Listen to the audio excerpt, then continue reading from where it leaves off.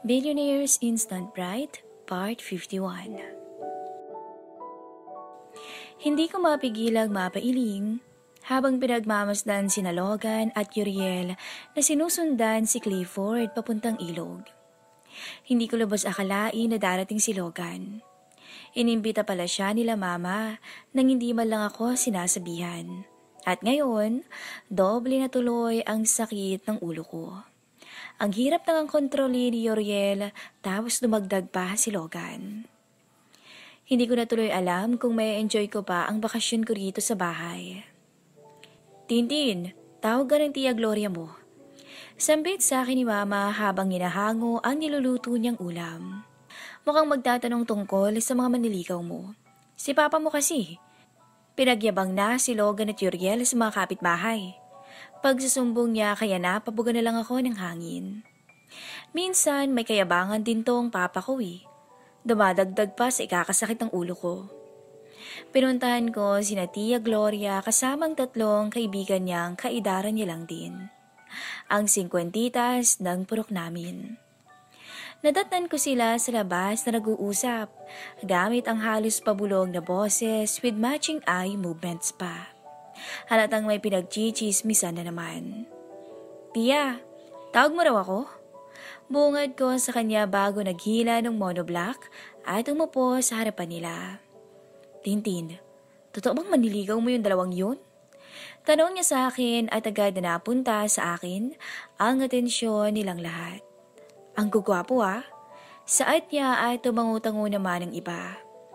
Ngumiti lang ako sa kanya dahil hindi talaga ako komportableng pag-usapan ang mga ganoong bagay.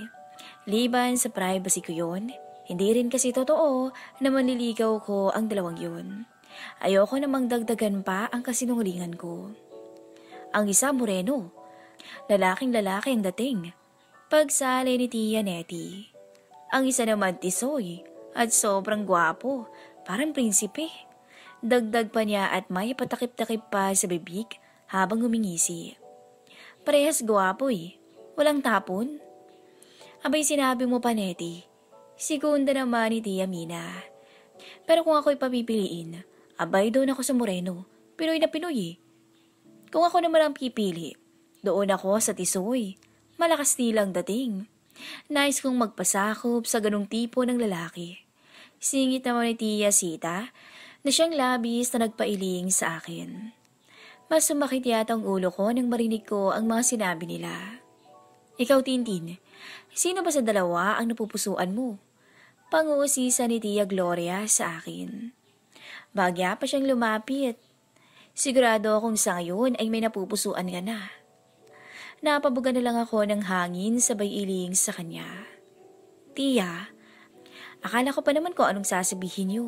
May pagkadismayang sambit ko. Pasensya na po at busy pa ako. At kahit hindi man ako busy, hindi ko pa rin po sasagutin ang tanong niyo dahil wala pa sa akin ang mamili sa kanila. Dahil unang-una sa lahat, hindi ako pumayag na ligawan nila ako. Paglilinaw ko. Ganda ng ate ko, di ba? Biglang pagsingit ni Pinky na nasa unahan lang pala at inaayos ang dekorasyon. Pero seryoso, huwag niyo nang itanong ang mga ganyang bagay. Masyado na yung makaluma mga ante. Nagtatanong lang naman Pinky, depensa ni Tia Gloria. At dahil wala naman pala silang importanteng sasabihin, ay nagpaalam na ako para bumalik sa loob at nang maayos ko na ang mga nalutong pagkain at mailagay sa lalagyan at ma-arrange sa labas dahil malapit ng kumagat ang dilim. At habang ginagawa ko yun, ay dumating na sina Clifford at ang dalawang mokong. Bahagya pa akong natigilan nang makita kong towel lang ang suot nila. Lantad na lantad ang katawan nila at nakakahiyamang aminin pero napatitig ako. Kapwa magaganda ang katawan nila, kutis lang talaga ang diferensya. Pero dahil sa pagiging moreno ni Logan, ay tila mas lumalim ang mga linya sa kanyang tiyan. Dahilan para magmukhang mas namumutok ang abs niya. Ate, saan sila pwedeng magbihis? Napakurap-kurap ako nang marinig ko ang boses ni Clifford. Biglang nag-init ang pisngi ko dahil naiya ako sa ginawa ko. Sana lang ay hindi nila napansin ang pagtitig ko sa kanila. Sa kwarto na lang bunso. Sagot ko at binaling na lang ang atensyon sa mga ulam na inilalagay ko sa lalagyan. Bilisan niyo magbisa. Pahabol ko bago sila pinagmasdan muli sa gilid ng mga mata ko. Roger that boss. Pabirong sabi ni Logan at lalapit pa sana sa akin, pero hinila na siya ni Uriel papasok sa kwarto ko. Doon lang kasi ang lugar na pwede silang magbihis dahil masyadong masikip ang CR namin para sa 2 tao. At nasa kwarto ko rin ang mga gamit nila kaya mas lalong convenient. Nang matapos ako sa ginagawa ko ay kumatok na ako sa kwarto para tingnan kung tapos na ba silang magbihis. Kukuha kasi ako ng damit dahil maliligo na rin ako at nang ako naman ang magluto para makaligo na rin si mama. Tapos na kayo? Tanong ko habang kumakatok. Yes, you can come in. Dinig kong sagot ni Uriel, kaya pinihit ko na ang doorknob. Pagkabukas ko ay bumungad sa akin ang dalawa na inaayos na lang ang mga suot nila. Napatitig ako sa kanila, hindi dahil sa natulala ko sa kagwapuhan nila, kundi dahil sa kung gaano ka-awkward ang mga suot nila. Dadalo ba kayo ng JS prom? Naibulalas ko na lang habang nakatingin sa kanilang dalawa. Nakasuot si Logan ng army green long sleeve na tinupi hanggang sa may bandang siko at ipinaris niya sa itim na trouser at puting rubber shoes. Habang si Riel naman ay nakasuot ang puting suit na pinailalima ng gray shirt at ipinaris sa white trouser with brown leather belt at brown loafers. Hubarin niyo nga yan? Mabilis kong sabi habang umiling. Pagtatawanan kayo ng mga bisita mamaya kapag yan ang suot nyo. Wear something more casual than that, like your regular clothes. Sabi ko bago kinagad ang labi ko, dahil hindi ko mapigilang mapangiti. Gusto ko pang ang tumawa pero pinipigilan ko lang. Para kasi talaga silang dadalo ng JS prom. But there's a birthday party later, right? Tanong ni Uriel. I'm wearing clothes that match the occasion. Mabilis akong umiling. This is not the usual birthday party you grew up attending to, Uriel. It's way too different. Kaya kung ayaw niyong mag-stand out mamaya at pagtawanan ng suot niyo, go and get change. A shirt paired with pants or short will do. Believe me. Sabi ko sa kanilang dalawa bago ako dumiretso sa jura box ko para kumuha ng damit ko. Make sure na bis na kayo pagkatapos kong maligo, ha? Pahabol ko bago lumabas ng kwarto at dumiretso sa banyo. Nasa loob ako ng bahay at abala sa pagre-refill ng mga ulam. Nagsimula na kasi ang celebration sa birthday ni Mama. Karaming tao ang dumalo. Kahit mga hindi imbitado ay dumalo pa rin. Well, expected na namin yun dahil yun na ang kinalakihan naming senaryo.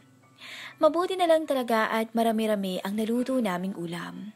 Pero ang ibang pumunta ay hindi lang pagkain ng pakay, kundi ang magpapansin na rin kina Uriel at Logan. Kaya ayun, nasa labas ang dalawa at pinapalibutan ng mga kapitbahay naming chismoso-chismosa.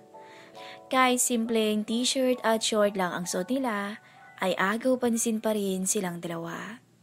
Doon pa lang ay masasabi ko nang hindi damit ang magdadala sa presensya nila, kundi mismo ang mukha nila. Well, gwapo naman talaga silang dalawa. Maya-maya pa ay nakita ko si Uriel na tumayo at naglakad papasok ng bahay. Agad siyang tumingin sa akin habang bahagyang nakakunot ang noo. Why aren't you eating when the food is so good? Anya bago ko pinasadahan ng tingin. All you do is stay here and refill the containers. Why don't you just serve everything so you won't have to worry about your feeling?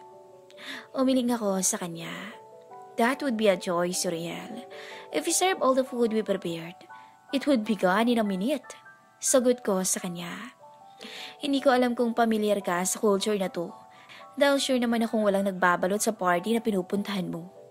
Panimula ako bago bahagyang nilapit sa kanya ang bibig ko at nang makapagsalita ako sa mahinang boses. May mga bisita kasing nagdadala ng pagkain sa bahay nila. Kaya pag nilagay namin ang lahat ng pagkain, dadalhin lang nila to sa mga kabahayan nila. Paliwanag ko sa kanya.